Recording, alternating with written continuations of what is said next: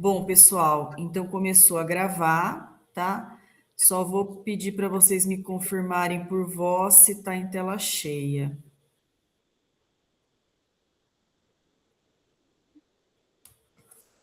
Está em tela Sim, cheia? sim, Tá, ficou em tela cheia. Sim, obrigada. Então eu vou começar.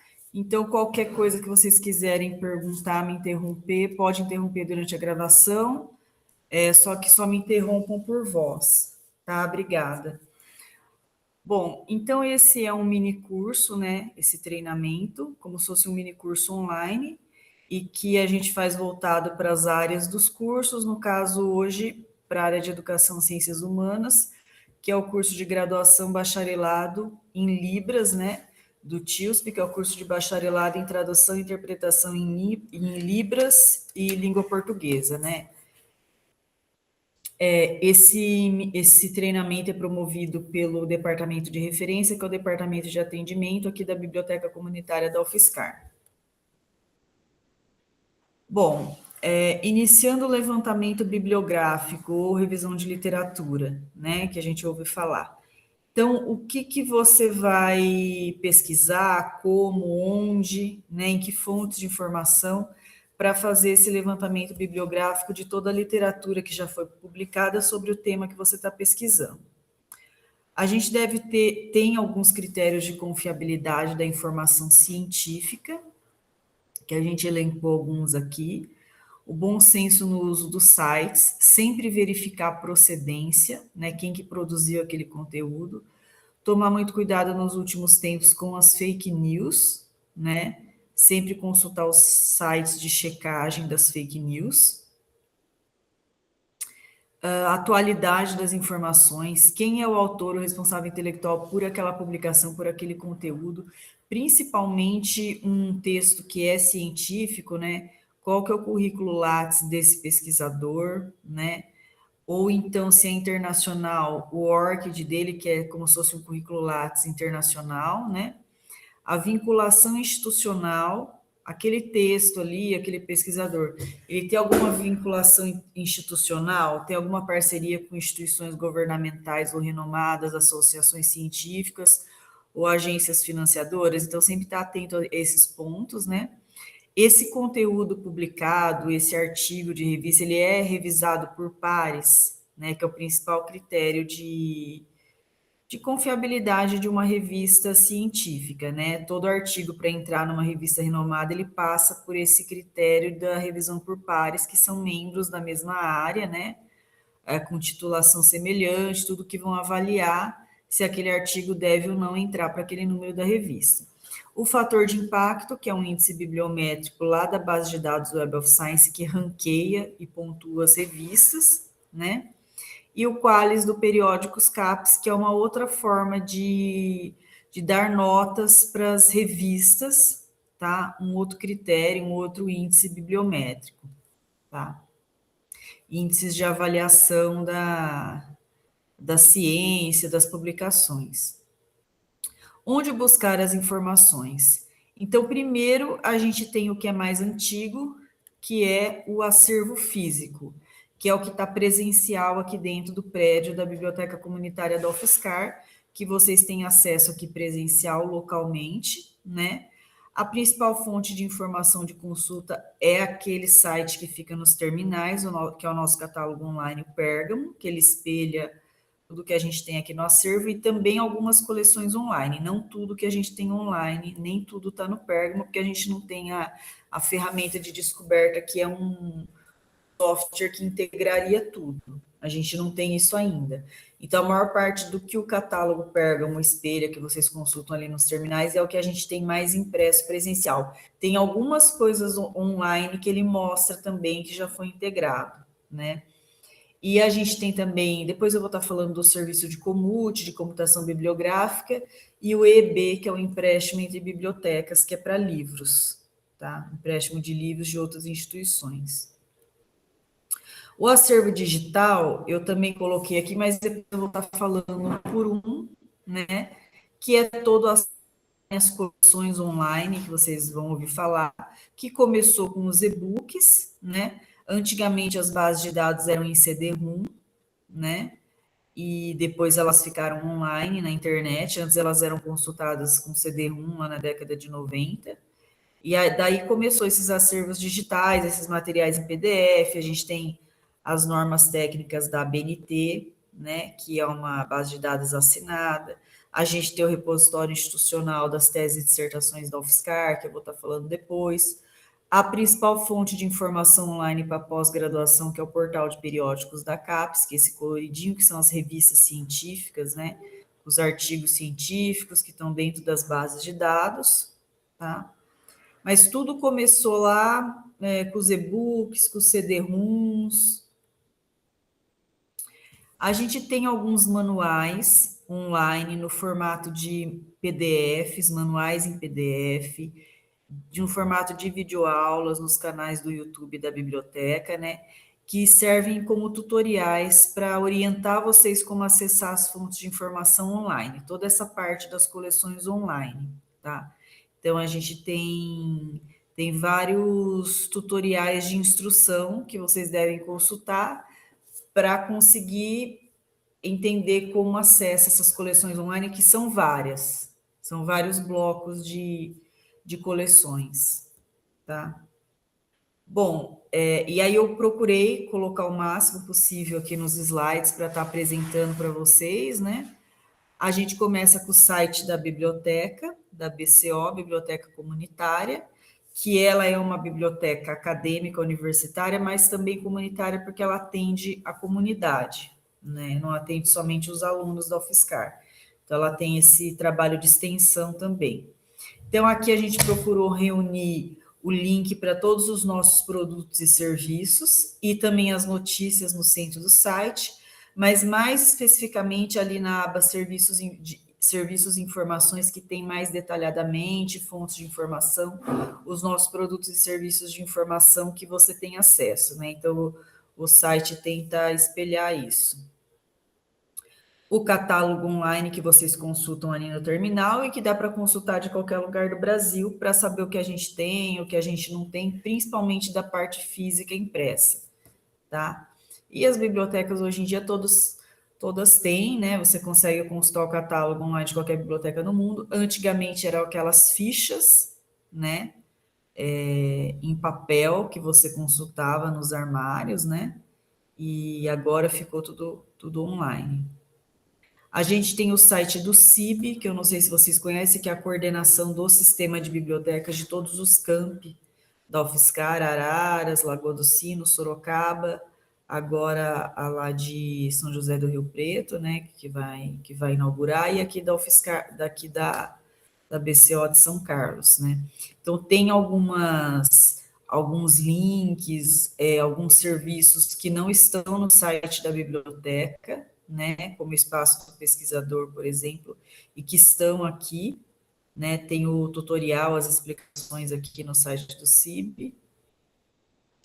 Bom, o empréstimo entre bibliotecas, que eu mostrei o logotipo lá atrás, ele é um serviço que a gente tem, que a gente chama de EB, que é para emprestar livros de outras bibliotecas que a gente tenha convênio, bibliotecas brasileiras, até de outro estado. O livro fica emprestado 10 dias úteis com você, vem por correio, por malote, então tanto a gente empresta de outras, como a gente empresta para elas também, tá? Então, vocês podem ter acesso a livros que a gente não tem aqui no acervo, mas que tem em outra biblioteca, tanto aqui da cidade, uma unidade da USP aqui, como, sei lá, da Unesp de Araraquara, como uma outra mais distante também. Tudo depende da gente ter o convênio, né? Pode ser solicitado um novo convênio também, se não tiver, tá? Tem a lista das bibliotecas que a gente faz esse intercâmbio, e é um serviço gratuito, tá? Bom, para a área de vocês, eu achei interessante mostrar. Tem o catálogo da Biblioteca Nacional do Rio de Janeiro, que é a Biblioteca Depositária, tá? A BN. E, então, teoricamente, todo mundo que publica um livro, aqui é a parte das coleções online, a BN digital, tá? Aqui é do acervo impresso. E lá eles têm uma hemeroteca gigantesca de jornais, enfim, né? Várias outras coisas, né? Mas, assim, o que eu queria destacar dos livros, todos os livros publicados deveriam o autor depositar um exemplar aqui, porque a biblioteca é depositária. Então, dependendo da área, se é uma área que utiliza mais livros, é legal consultar o catálogo da Biblioteca Nacional para você achar livros mais antigos. Somente se a sua área, o seu tema de pesquisa envolve livros, eu acho que é o melhor lugar em termos de Brasil para se pesquisar, tá? E aqui mais a parte de acervo online, tá? Bom, o serviço de comutação, que eu coloquei a sigla lá, né, lá na frente. Então, retomando,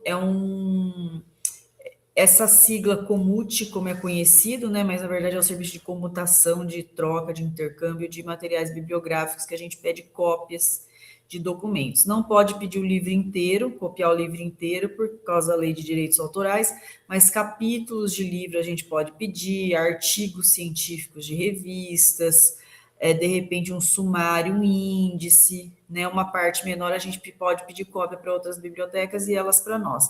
É o único serviço pago da biblioteca, R$ 2,20 a cada 5 páginas, né? E, então, vocês podem estar solicitando por esse e-mail. A principal solicitação que a gente tem é de artigos que não acha o texto completo, né, nem no Google. Aí o aluno manda a referência do artigo, né, o título, o autor da revista, ano, e a gente consegue uma cópia com outra biblioteca que tem assinatura, porque assinaturas variam, os acessos às assinaturas, de acordo com o interesse dos cursos, da instituição. Então, algumas coisas que a gente tem acesso nas federais, não tem acesso na Unesp, que é estadual, na USP, é diferente, né? Unicamp, é diferente os acessos. Bom, aqui eu destaquei uma parte das fontes de informação no site da biblioteca, né? Mas depois cada um desses eu vou estar mostrando, por isso que eu não vou desmembrar aqui, né? Depois eu fui mostrando cada um. Bom, para a graduação é interessante destacar a biblioteca virtual de e-books da editora Pearson, que é conhecida como BV Pearson, que tem um tutorial de acesso, tá? Para vocês consultarem os livros, tá? Tem o tutorial aqui no site da BCO, né? Falando como vocês vão entrar lá pelo Sagui, colocar o número do CPF ou o número da UFSCar, enfim, para vocês poderem acessar os e-books que são livros técnicos, tá? De várias áreas. Então, aí vocês têm acesso a mais de 9.900 títulos acadêmicos de literatura da Biblioteca Virtual da Pearson, tá? Então, aqui tem um tutorial em vídeo no canal do CIB, né? E, inclusive, traduzido para Libras, né? Que foi um projeto recente que foi feito de colocar essa tradução para Libras nos vídeos, né? E que foi feito pelos grupos de trabalho, né? Aqui da biblioteca. E, bom, o que é interessante destacar é essa base LISA, lá da SEAD, da Secretaria de Educação à Distância, tá? O nome dessa base é Livre Saber, Repositório Digital de Materiais Didáticos da SEAD. Então, é uma base de dados, um repositório digital dos materiais utilizados nos cursos à distância da UFSCar, tá? Nas várias áreas aí de pedagogia, acho que engenharia ambiental, né? Se não me engano, acho que são uns quatro cursos, né?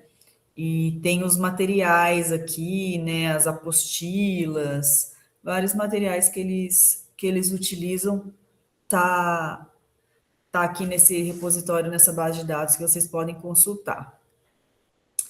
Aí foi criado também o portal de periódicos da UFSCar, que é como se fosse um mini portal de periódicos da CAPES, só das produções de revistas aqui dos departamentos, dos docentes. São todas revistas, geralmente, de acesso aberto, gratuitas, né? A gente elencou por ordem alfabética, foi criado esse site. É um site de livre acesso, então tem revistas de várias áreas. Algumas foram descontinuadas, né, mas foram produzidas aqui internamente na UFSCar pelos docentes, né, pelos departamentos e tal. Algumas revistas ganharam destaque, estão inclusive indexadas em bases de dados mais renomadas, mais conhecidas de alcance internacional, que nem no Cielo. Não lembro fora do Cielo, mas eu acho que tem algumas que... Eu lembro da TO e acho que a de engenharia de produção, que tiveram um alcance maior, de estar indexadas em outras bases, né? E outras ficaram mais restritas aqui na região, algumas foram descontinuadas, né? Bom, então esse site tentou reunir todas elas porque não tinha como você saber assim, né? Então foi tudo elencado aqui. Aí a gente tem também o repositório institucional da UFSCar, que era um logotipo vermelho que eu tinha colocado lá. Agora ele mudou de cor, tá com uma nova versão, né? Uma nova interface, não tá mais vermelho, né? Então aqui basicamente começou entrando as teses e dissertações de todo mundo que se formou aqui na UFSCar, né? Que era a base de dados de tese e dissertações, depois virou repositório, que aí o objetivo é reunir toda a produção intelectual aqui da universidade, a começar pelos docentes, né? Depois pelos técnicos, pelos ex-alunos, tudo. Isso é uma base de dados de acesso livre, acesso gratuito na internet, que vai reunir toda essa produção intelectual da comunidade UFSCar como um todo. Aí depois começou a entrar os TCCs, né, da graduação, aí começaram a entrar os artigos científicos e, por último, os dados de pesquisa, tá? Para reaproveitar dados de pesquisa que podem ser utilizados depois por outros pesquisadores também. Bom, aí aqui o banco de teses da CAPES, que é uma base de dados de tese e dissertações nacional, de acesso aberto, acesso livre e gratuito, dos trabalhos financiados pela CAPES, tá? Aqui é uma busca bem simples, pode pesquisar em português, então vai ter tese e dissertações financiadas pela CAPES de várias áreas, vários assuntos, né? Então, só que aqui são só os trabalhos financiados pela CAPES, tá? Essa daqui é a que está ligada no nosso repositório da UFSCar, que vai puxar as da UFSCar. É uma base de dados de tese e dissertações nacional, né? Do IBICT, que é o Instituto Brasileiro de Informação em Ciência e Tecnologia, e cobre todas as áreas, e aqui vai ter a gente vai conseguir ver essa literatura cinzenta do Brasil, né? Que são as teses e dissertações que tem alguns trabalhos, principalmente em nível de dissertação, que não acabaram não virando artigo, né? Então, aí o aluno pesquisa lá e acha que não tem nenhum artigo sobre aquele tema, que nunca foi pesquisado, mas às vezes ele já foi pesquisado em nível de dissertação e não foi publicado um artigo. Então, é legal estar consultando essas bases de dados de teses e dissertações, né? Bom, agora eu vou entrar no portal de periódicos da CAPES, que é a principal fonte de informação online para os pesquisadores brasileiros, tá? Que é esse logotipo colorido. Os periódicos são as revistas científicas, né? E essas revistas, elas estão dentro de bases de dados com várias outras revistas.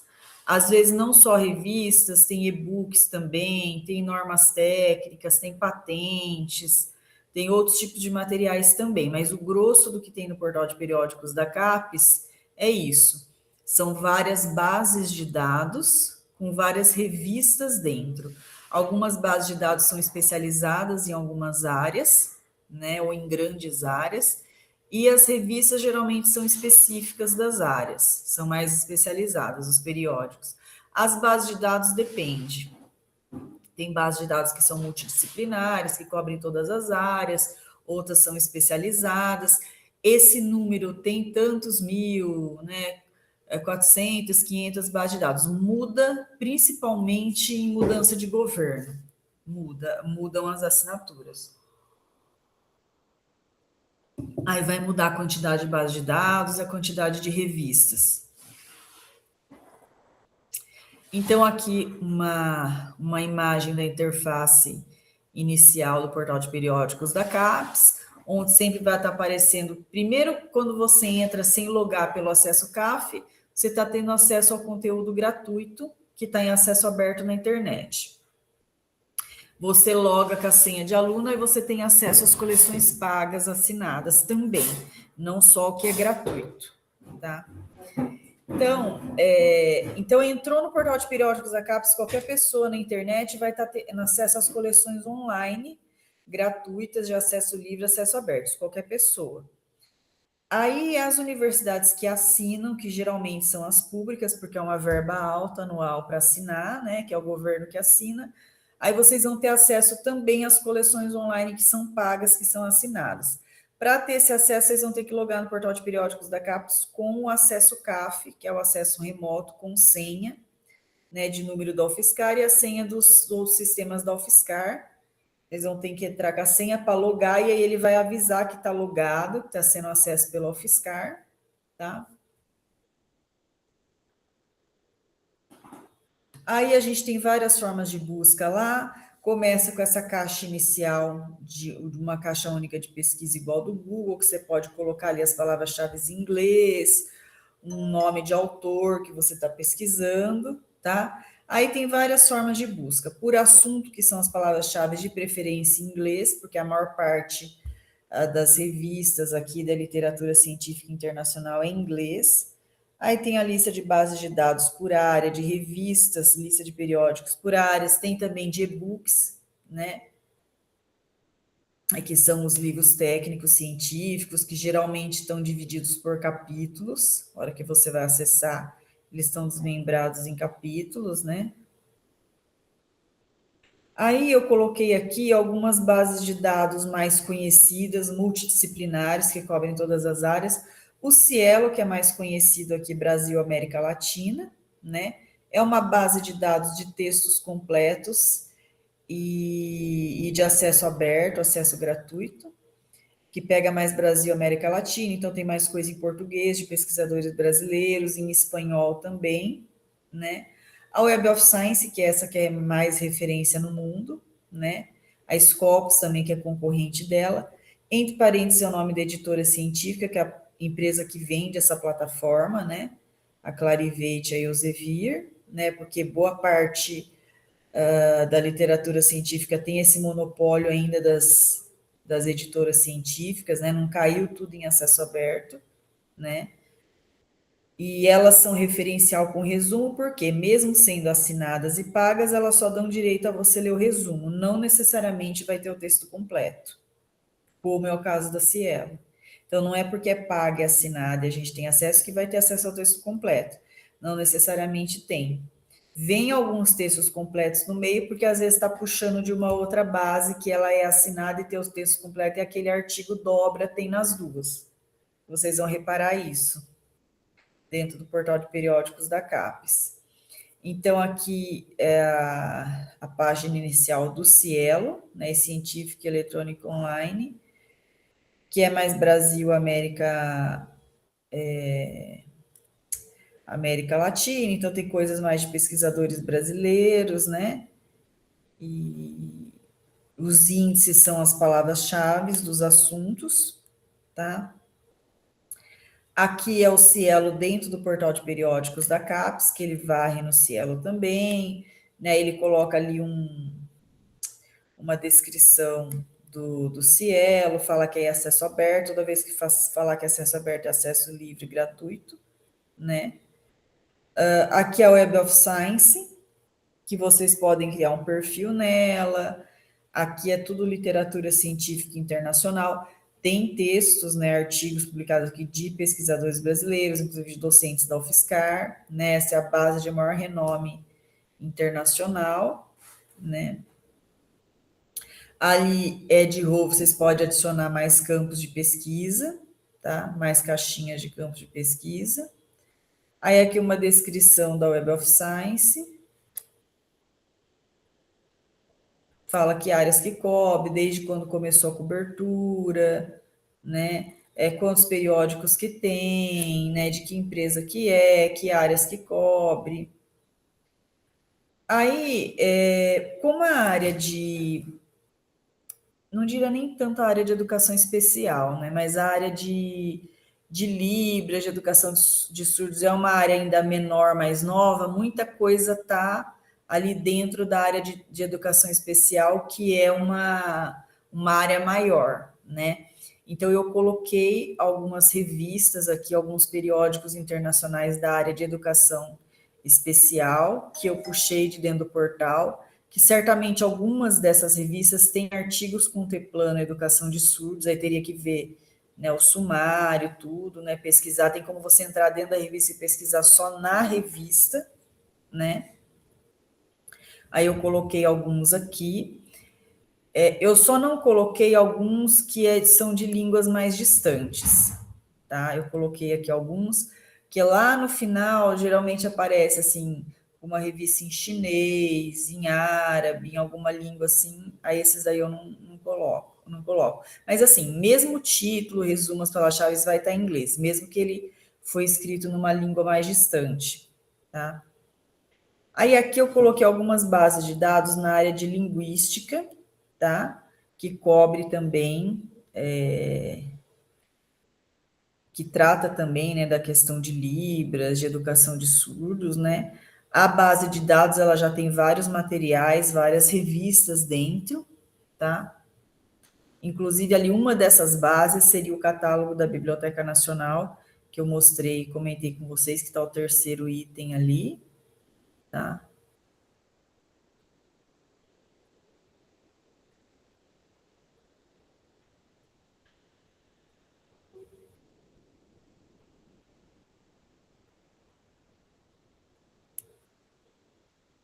Aí tem várias aqui.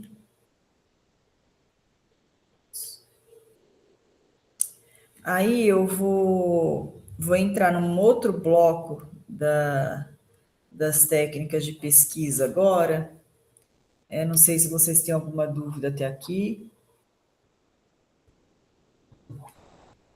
Se não, eu vou continuando, só aviso que já é um outro bloco, né?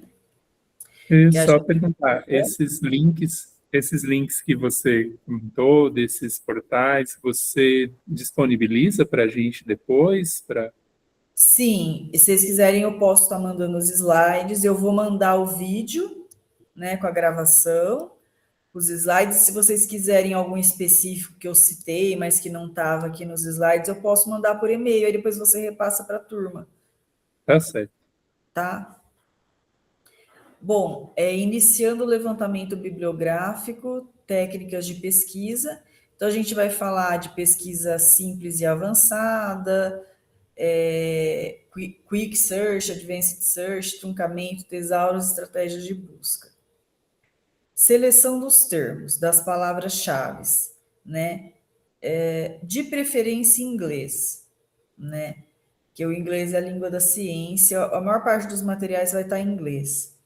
Termos científicos, técnicos, terminologia própria da área técnica e rastrear todos os sinônimos, né, para não deixar escapar nada. Bom, as palavras-chave, que são os termos técnicos, os termos de pesquisa ou descritores de assunto que a gente chama. Onde vocês vão estar coletando essas palavras-chave, né?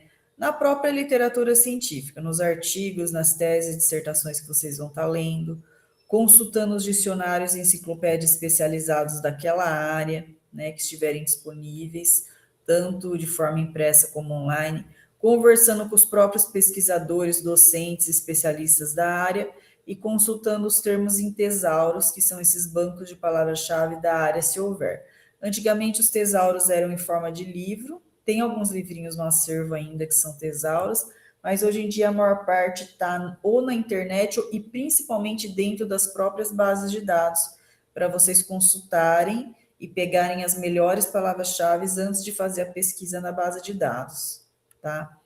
Então, aqui é um exemplo de um tesauro que ele é da área da saúde, da base de dados BVS, mas ele é um dos exemplos mais didáticos, assim, porque ele mostra bonitinho desmembrando, né? Então, vai estar lá todos os sistemas, respiratório, digestório, acho que é urinário, Aí vai desmembrando para os órgãos, desmembrando para os subórgãos, para as subpartes. Então, vai igual uma árvore, desmembrando assim, uma cadeia, tá? Então, os tesauros são bancos de palavras-chave, são vocabulários controlados, né? Porque a pessoa não pode pesquisar usando qualquer palavra, tem que ser controlados esses termos, né? Esses termos, esses descritores de assunto, eles têm que ser controlados, não pode chegar e jogar qualquer palavra da linguagem natural ali para fazer a pesquisa, né? Então, os tesauros são instrumentos de controle terminológico da literatura científica, da pesquisa científica, tá? Aqui um outro exemplo de tesauro que eu gosto de mostrar também, que é o Compendex, que é o tesauro da Compendex, da base do Engineering Village, que é para as áreas de engenharias, tá? E eu esqueci de colocar o da Eric, se vocês quiserem, no final a gente entra e eu mostro, que esses são os 3 melhores, eu vou pôr da Eric aqui ainda. Esse daqui também é bem didático, né? Apesar dele ser de um jeito diferente desse outro, né? Mas ele mostra bem, então tem um botãozinho lá que você escolhe no tesauro, né? Aí ele mostra a ficha do termo, o assunto que você colocou lá, por exemplo, computação gráfica. Aí ele mostra ali o termo sinônimo, que é para você usar ele para 3D modeling, os broader terms, que são os termos gerais, então computação gráfica está dentro de simulação computacional, e os termos relacionados, que estão na mesma categoria, e tem também os Nauer terms, que são os subassuntos que estão dentro de computação gráfica, que no caso da ficha desse termo não tinha, os subassuntos também. Preciso printar um que tenha, que acho que fica mais completo. Bom, técnicas de pesquisa. Pesquisa simples. Então, quando você vai lá na Basic Search, que é a pesquisa simples, você tem que utilizar termos mais precisos e inconfundíveis. Os termos que são mais diferentes, né? Então, assim, sempre o sobrenome do autor. Prenome tem que tomar cuidado, porque está abreviado, engana mais. O que é mais certo é ir pelo sobrenome. Quando você vai pesquisar por nome de autor, sempre colocar o sobrenome por extenso, evitar prenomes abreviados, preferir o uso de termos pouco comuns no título. Então, evitar essas palavras genéricas, assim, educação, social, essas que vai vir um monte de artigo como resultado. Sempre procurar, você está pesquisando um título de um artigo, tenta ir nas palavras que são mais diferentes, né, que são menos comuns. Não precisa colocar essas palavrinhas pequenas, artigo, preposição, nos campos de pesquisa, coloca só os substantivos, as palavras maiores de mais peso, não precisa colocar acentuação, que é mais de algumas línguas, né, que nem da língua portuguesa, e sempre de preferir o inglês, né, que é a língua da ciência, a maior parte da literatura científica está em inglês. Quando é o pesquisador brasileiro que conseguiu colocar um artigo lá no Web of Science, o artigo está em inglês, né? Antigamente tinha o costume de pagar alguém para traduzir no final, agora já tem os cursos de escrita científica em inglês, que é para o próprio pesquisador brasileiro já ele mesmo escrever o artigo dele em inglês, não no final pagar para alguém traduzir, porque não é diferente, né? Bom, vocês trabalham com tradução, vocês sabem, né? É diferente. Quando você mesmo fez na língua, claro que tem que ter um treino, né? Você não traduz com qualidade de uma hora para outra, né? Então é diferente você pagar alguém para traduzir, você mesmo construir aquele artigo em inglês, né? E não é esse inglês de conversação, é um inglês mais científico, mais técnico, mais uma linguagem acadêmica próprio para a escrita do artigo em inglês, né? Então a ideia é que o próprio aluno já escreva em inglês, porque para conseguir aplicar nessas bases aí mais renomadas, tem que estar em inglês, né? Não tem jeito, porque o português não é uma língua tão difundida no mundo, né? Bom, a pesquisa avançada, que é o Advanced Search, a gente tem os operadores booleanos, end or not, aí tem todas essas questões de termo exato, truncamento, proximidade, que eu vou estar falando. Aí aqui eu coloquei um tema, né? Educação de surdos e educação ambiental no Brasil, relacionando os dois assuntos no Brasil. A educação de surdos está dentro da grande área da educação especial, né? Aí eu coloquei aqui um exemplo de como funcionam os operadores booleanos, né? O END. Eles vão aparecer lá nas bases de dados, END or not, o END, um assunto e outro. Então, vai trazer todos os artigos que têm os dois assuntos ao mesmo tempo. Então, vai trazer menos coisa. Quando você usa o OR, ele vai trazer mais coisa, porque ele vai trazer o que tem só um assunto, só o outro ou os dois juntos. Então, por isso que o OR é bom para usar sinônimos, para pesquisar sinônimos. Ele vai trazer, ele vai rastrear todos os sinônimos, né? Quando você pesquisa o mesmo assunto em línguas diferentes, Brasil com S, Brasil com Z, você quer pesquisar todas as formas do COVID. COVID, OR coronavírus, OR SARS-CoV-2, OR Covid-19, enfim, todos os sinônimos daquele assunto, tá? E o NOT de exclusão, você quer um assunto desde que o outro não esteja presente, então provavelmente vai te trazer menos resultados, tá? Aqui, continuando explicando as técnicas, só que eu acabei depois nessa parte esquecendo de mudar o assunto, tá? Mas a ideia é a mesma, esses slides a gente usa para todos os cursos, né?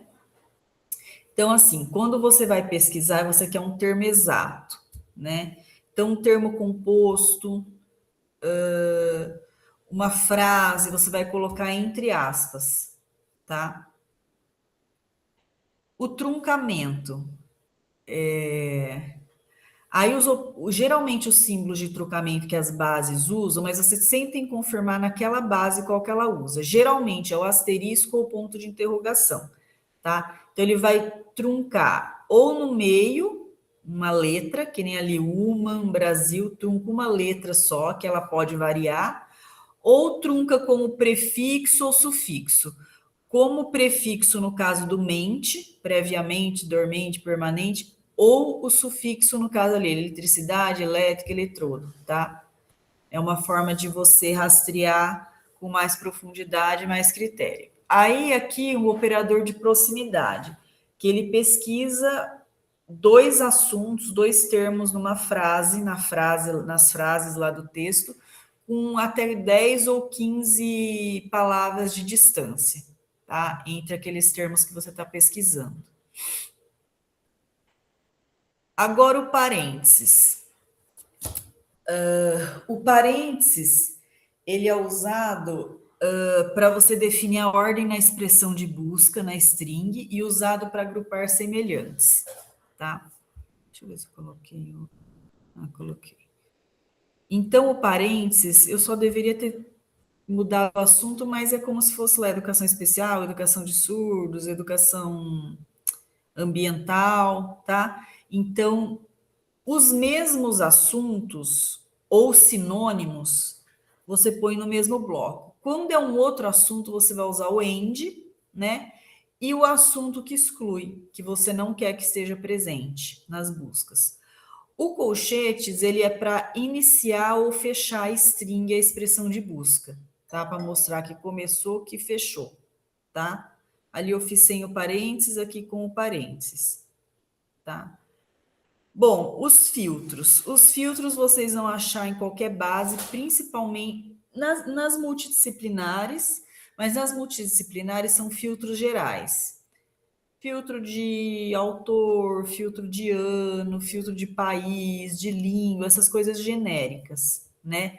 Quando você vai numa base específica de uma área, que nem, por exemplo, na área da saúde, uma base específica da saúde, ela vai ter outros desmembramentos. Por exemplo, assim, criança, jovem, adulto. Então, aquelas pesquisas na área da saúde foram feitas em públicos diferentes. Ela já te adianta isso. Isso tudo dependendo da base. Por exemplo, de química, ele já separa, ó, esses estudos pesquisou essa substância química, essa outra substância química. Então, já te adianta alguns tipos de refinamento que são específicos daquela área, tá? Bom, técnicas de pesquisa. Então, resumindo algumas coisas que foram faladas, tá?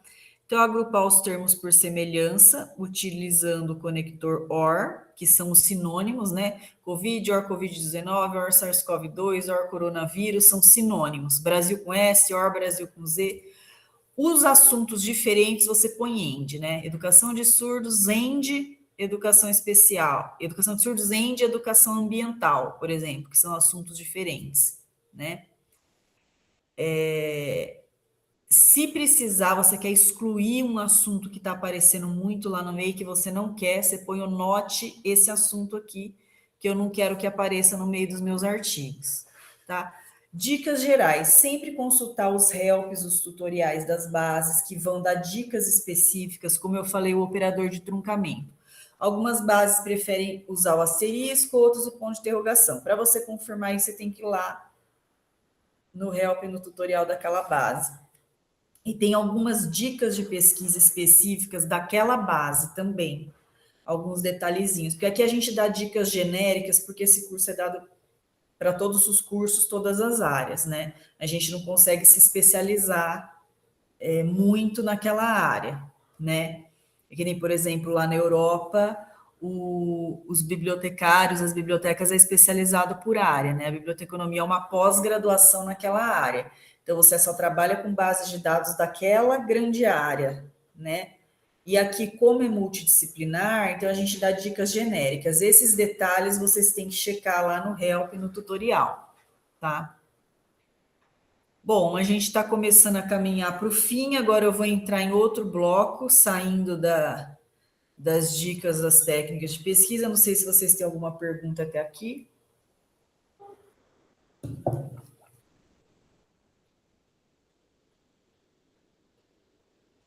Por aqui está tranquilo. Tá.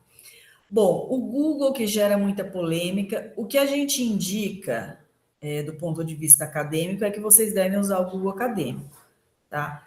Só que, porque assim, ele não é uma base de O dados, ele é Grazi, desculpa só um Oi, minutinho. Tem um aluno aqui que uma quer pergunta? perguntar. Pode falar. Você está vindo aqui perto do microfone. Pode falar. Não, pode. Licença, tudo bem? Boa tarde. Você falou em relação a como funciona o curso de biblioteconomia aqui, né? Como se fosse uma área generalista. E que fora, na Europa, é algo que é mais voltado para a pós-graduação. Na sua Isso. opinião, você acha que isso vai impactar, de alguma forma, como que o conhecimento é produzido aqui no Brasil e como é um conhecimento produzido fora, no exterior? Você acha que isso acaba afetando a biblioteconomia como uma área de pesquisa aqui no Brasil? O que você acha disso? E você acha que, tipo, ter uma formação, né, mais especialista, como ocorre na Europa, seria um caminho ideal para a formação aqui no Brasil? O que você acha? Assim? Fiquei curioso. Olha, eu acho que é melhor, viu? Aqui no Brasil é diferente, mas eu acho que do jeito que é feito lá, eu que trabalho com essa parte de cursos, treinamentos há muitos anos, porque assim, o dilema meu aqui é que eu não consigo me especializar em nenhuma área, fica uma coisa generalista, porque um dia eu atendo alguém da matemática, amanhã é da TO, depois de amanhã é da imagem e som de cinema, depois no outro dia é da física, entendeu? Então é complicado, você não consegue assim se aprofundar, se dedicar. E lá na Europa não é a graduação em biblioteconomia, é a pós. Então, por exemplo, aqui no Brasil a gente tem a biblioteconomia jurídica. Então a pessoa faz a graduação em biblioteconomia, né? Aí ela quer se especializar nessa área de direito, geralmente a pessoa faz direito depois, a graduação em direito. Porque o ideal é você se aprofundar naquela área, né? Porque, por exemplo, tem alguns cursos de bibliotecário da área de saúde, por exemplo. A área da saúde é um universo gigantesco, assim, nas bases de dados. Tem cursos específicos para isso, né? Aqui a gente tem vários cursos da saúde, inclusive os alunos que mais vêm fazer treinamento é o pessoal da área da saúde, eles têm muito aquelas revisões sistemáticas, né, que são bem criteriosas nas pesquisas, e é difícil, porque eu não consigo me especializar. Tem cursos específicos para isso, mas são cursos mais de extensão ou de especialização. Tem surgido, ultimamente, curso de especialização em formação em saúde, alguma coisa assim que os bibliotecários têm feito. Mas eu acho que você conseguir se especializar na área é muito bom. Porque a graduação em biblioteconomia, ele acaba sendo um curso mais técnico, mais generalista, tipo que nem jornalismo, sabe? Então você não consegue se aprofundar em nenhuma área, fica uma coisa mais superficial.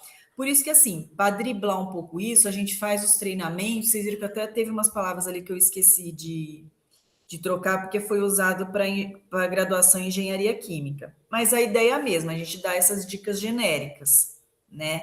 A gente não consegue se aprofundar. Claro que depois, às vezes, o aluno me manda uma pergunta por e-mail de uma coisa mais específica daquela área, que aí eu vou dar uma olhada. Mas essa coisa de conseguir se dedicar é difícil. Eu sei que quem vai para a área de biblioteconomia jurídica costuma fazer graduação em direito, tá? E o pessoal que vai para a área da saúde, como se vocês pesquisarem no portal de periódicos da CAPES, nas bases de dados, tem uma infinidade de materiais na área da saúde, né? Então, tem surgido muitos cursos como se fosse uma especialização para o bibliotecário nessa parte de informação em saúde, né? Mas, assim, realmente, quando você consegue se especializar, focar mais, você consegue ter mais qualidade, né? Eu acho que é uma coisa para quem está pensando os cursos de biblioteconomia aí, né, no Brasil, pensar isso. Mas aqui começou nesse modelo, assim, de graduação, de bacharelado, uma coisa genérica, multidisciplinar, né? E foi assim aqui desde sempre. E lá é diferente. Então, o bibliotecário se especializa só em ciências da saúde, ou só em ciências humanas, ou só em exatas, né? Então, ele entra mais a fundo nas bases daquela área. Porque, assim, eu já fui em treinamento. Se vocês assistirem, quando eu estiver aqui, vocês podem participar, porque não tem, a gente não barra, porque é de outra área. A gente não tem feito mais muito presencial, mais online, né? Pode ser que a gente faça um evento grande presencial, mas assim, se você for assistir um treinamento de uma base de dados da área de química, o EC Finder, é totalmente diferente. Tanto é que para dar esses cursos, eles põem o treinador é alguém formado em biologia ou em química, porque ele tem que entender das substâncias químicas. Elas são bases que você, quando você entra nelas, tem uma parte de desenho, tipo do Paint, que você desenha as fórmulas das substâncias, das moléculas. Aí ele puxa os artigos que estudam aquilo. Então, assim, se você não tem informação dessa área, você tem dificuldade de pesquisar naquela base. Entendeu? Porque é uma coisa muito específica. Os filtros são mais específicos para quem já é da área, né? Então, realmente, se pudesse, talvez aqui no Brasil, o que eu tenho visto na área da saúde é o contrário, vão começar a surgir cursos para especializar depois, no nível de pós, sabe? Para especializar a pessoa, o bibliotecário se especializar depois naquela área que ele escolher, porque as áreas são muito diferentes, né? Você atender um aluno da área da saúde, no outro dia da matemática, da física, no outro dia da cinema, imagem e som, de uma área de humanas, assim, é muito diferente, né? Então, é complicado. Aqui a gente foca no que dá e no público, no que é genérico. Vocês vão ver que tudo que eu falo aqui é genérico, né? E para a gente tentar dar a base assim para todos os cursos, todas as áreas, tá? Não sei se eu respondi sua pergunta, mas assim o que eu penso é isso. Tá certo, obrigado. De nada. Então, continuando, não sei se mais alguém tem alguma pergunta. Então, continuando, o Google Acadêmico, que é o que a gente indica mais, né?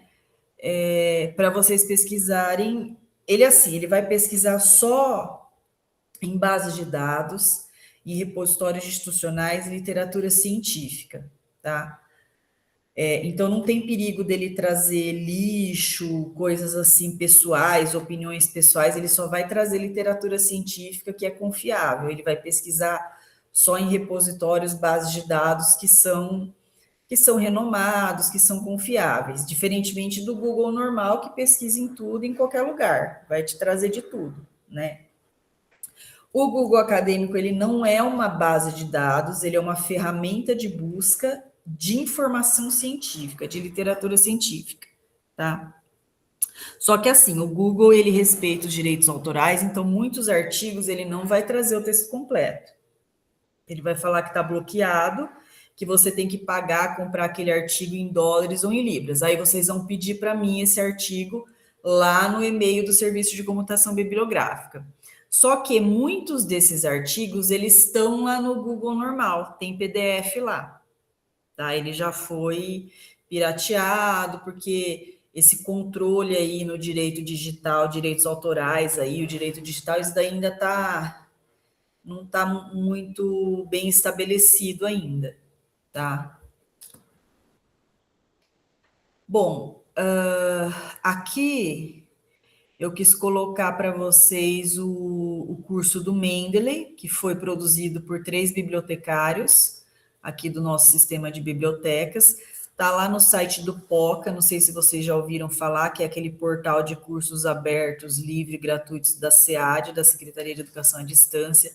Tem mini cursos online, né? Geralmente são cursos rápidos de todas as áreas, são online gratuitos, e foi feito esse do Mendeley, que é um gestor de referência bibliográfica, de apoio na pesquisa acadêmica, como se fosse uma secretária acadêmica que vai te ajudar a organizar os seus materiais ali, quando você está fazendo o seu TCC, seu artigo, sua dissertação do mestrado, sua tese de doutorado, ele ajuda você a fazer as referências bibliográficas, a ir organizando as citações, né? Então, é interessante vocês fazerem o curso, baixar, aprender a usar, ele é gratuito, né?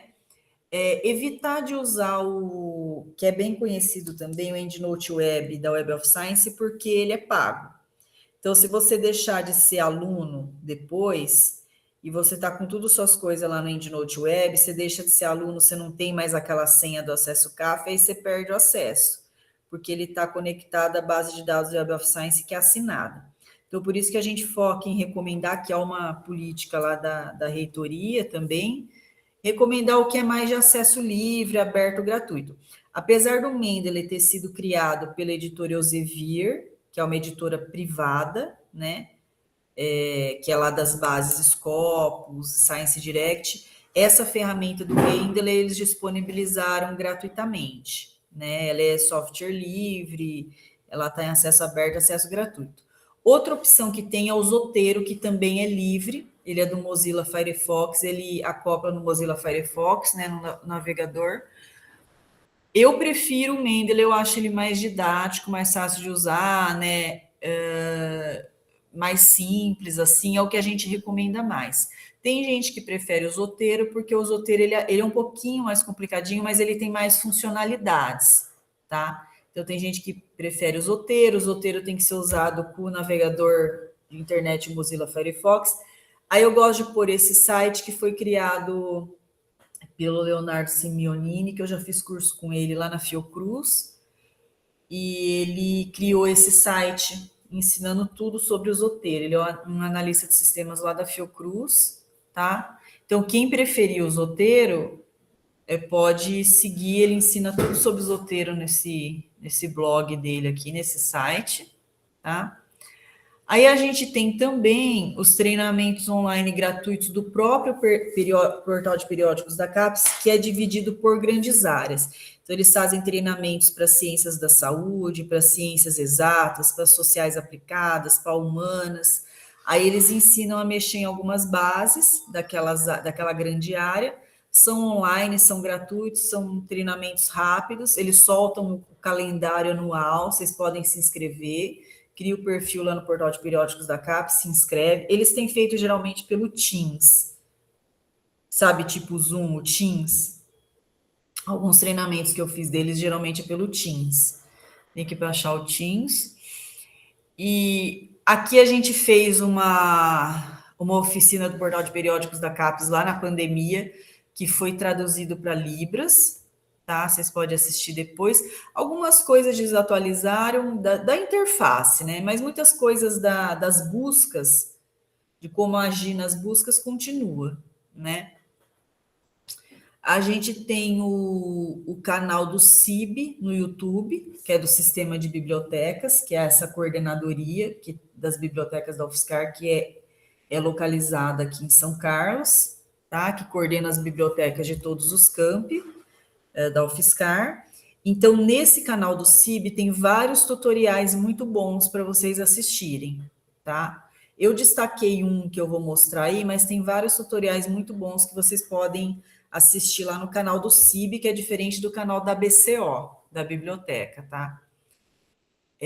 Eu destaquei aqui a série sobre plágio acadêmico, lá no canal do CIB, que eu acho que é o mais importante de vocês assistirem, né? São várias videoaulas, porque é o crime acadêmico, assim, acho que mais cometido e o mais famoso, e que já deu exoneração, inclusive, para docente, né? Não sei se vocês lembram que saiu acho que foi até na Folha de São Paulo, no Jornal Nacional, de um docente, acho que da área de biologia, que a aluna dele copiou um desenho lá e não pôs a fonte de quem que era, e ele era orientador, por fim ele foi exonerado da USP, que ele era professor da USP, tudo. Enfim, muita coisa passa batido, né? Mas no caso ali teve muita comprovação e ele também foi punido por conta da aluna, né? E então tomar bastante cuidado. O que eu recomendo sempre para os alunos nos treinamentos em grupo e nos individuais também, assim, nessa parte de citação, de fonte, peque pelo excesso. Tudo que você usar, principalmente de outras pessoas, e até se for seu, você tem que citar a fonte, tá? Então, por exemplo, você usou lá um quadro, um desenho, põe a fonte embaixo, lá nas referências põe de novo, até se for seu. Você pegou esse desenho de um outro artigo seu, você pegou esse trecho citando você mesmo. Claro que assim, se é você mesmo, você não vai, né, fazer o processo judicial contra você, mas assim, se é uma outra pessoa, você pode ser, a pessoa pode jogar um processo contra você, e acontece, que nem eu já estava numa reunião lá dos conselhos da UFSCar, quando eu participava, teve um aluno que ele tinha feito doutorado aqui, ele era da África, ele já tinha se formado há 5 anos do doutorado, aí ele tinha copiado uns dados de um livro de uma professora portuguesa, a mulher descobriu anos depois, denunciou ele perdeu o doutorado 5 anos depois. Foi cassado o diploma dele, então imagina o estrago. Então, o que eu falo, mesmo para os alunos de graduação, que se a outra pessoa que se sentiu lesada te denunciar, né? Então, assim, ao máximo possível, você tem que citar tudo. Você usou um ponto de outra pessoa, você tem que citar. E até se é seu, você tem que citar. Se é de um trabalho antigo seu, você tem que citar. Você tem que pecar pelo excesso nessa parte de citação, de referência, de fonte, para evitar ao máximo o plágio acadêmico, tá? Aí, quando é a questão do tema, do foco, da questão de pesquisa, eu falo o contrário. Eu falo que o aluno tem que ser mais minimalista, menos é mais, né? Não ter uns objetivos gigantescos, assim, mega, né? Vem aluno de graduação aqui com TCC, com projeto de pesquisa que parece um doutorado, não vai dar tempo, né? Vai ficar uma coisa mal feita, cheia de falhas. Vamos fazer uma coisa menor, mais focada, mais concentrada, mas mais bem feita, né? Aí, se sobrar tempo lá na frente, se quiser agregar mais alguma coisa, tudo bem. É difícil hoje em dia sobrar tempo, né? Tá todo mundo com uma vida corrida e tal. Então, eu falo, nesses 2 pontos, eu falo o contrário, né? Mas, assim, o que vocês mais têm que tomar cuidado é com o plágio acadêmico, tá? Aí tem esse canal do YouTube que eu criei para pôr essas gravações dos treinamentos, que eu vou pôr depois esse que a gente está gravando hoje, né? E aí eu mando o link para vocês, é público, vocês podem compartilhar, pode assistir, quantas vezes quiser, tudo vai estar tudo aí, né? Vocês vão ver que tem de outras áreas, de outros cursos também. Para Libras, TIUSP é a primeira vez que está tendo, de quando eu comecei a gravar, né?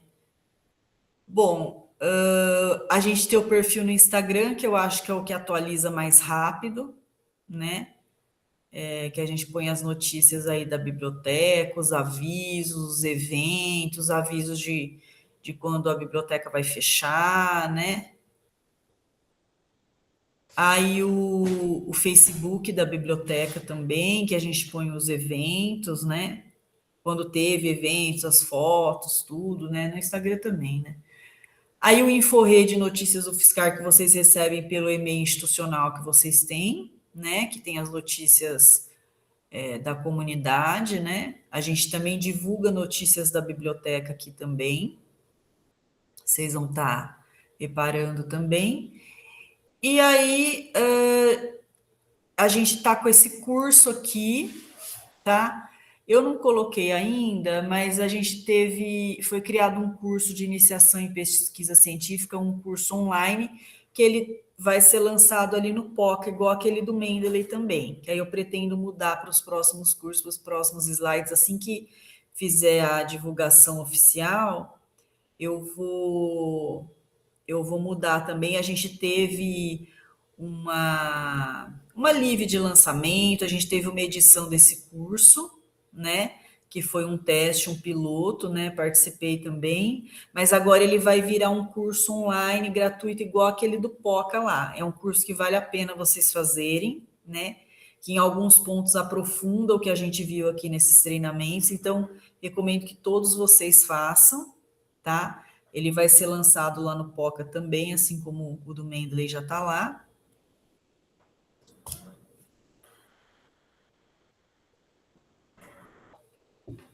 Não sei se vocês têm mais alguma dúvida, mas para fechar, antes das referências, eu coloquei aqui um print da parte do site da BCO, onde o aluno, tá, pode fazer a solicitação desse treinamento individual de orientação acadêmica, que é onde a gente discute o trabalho do aluno, as dúvidas, né, o que ele está precisando de ajuda, como se fosse uma orientação acadêmica, um treinamento individual. O nosso público maior é o pessoal do mestrado, do doutorado, então é legal estar fazendo isso logo que entra no mestrado, no doutorado. Quem vai fazer TCC, projeto de pesquisa, o pessoal da graduação também pode fazer, você vai fazer um artigo.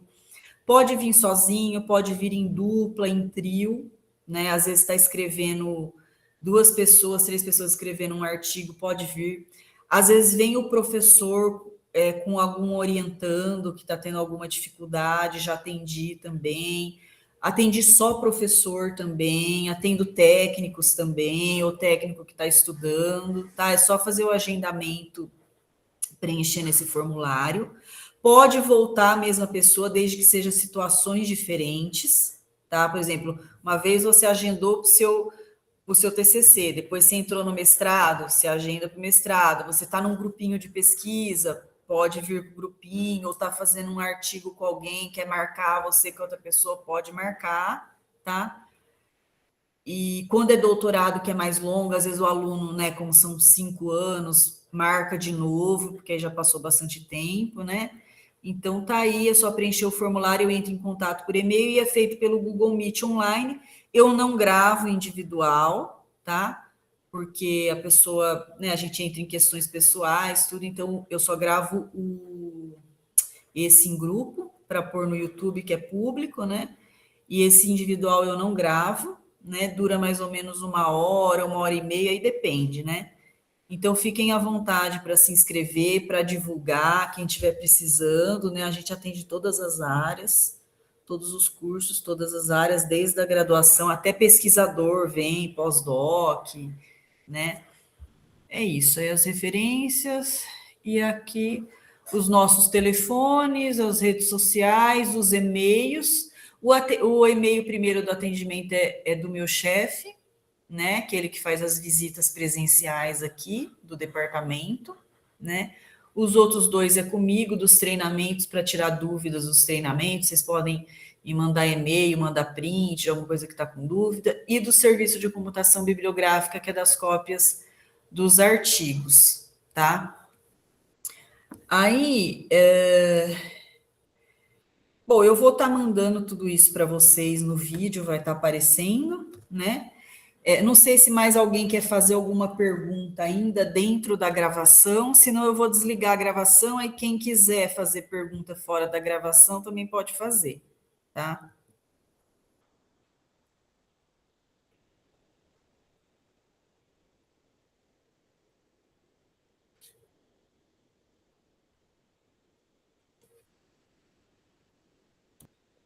Aqui na sala tá tranquilo, não sei se alguém...